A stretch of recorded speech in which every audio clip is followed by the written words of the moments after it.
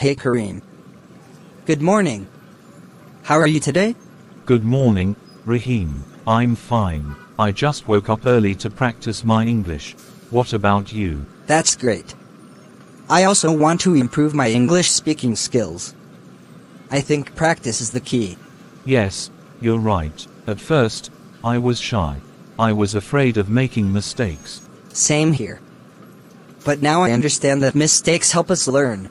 Exactly. Yesterday, I watched an English movie with subtitles. It really helped me. That's a good idea. I usually watch English videos on YouTube and repeat the sentences loudly. Wow, that's smart. Do you practice every day? Yes, at least 20 minutes a day. Consistency is very important. I agree. Let's practice together every morning. We can talk about different topics. Perfect! From today, no fear, only confidence. Deal. One day, we will speak English fluently. Inshallah. Let's start now.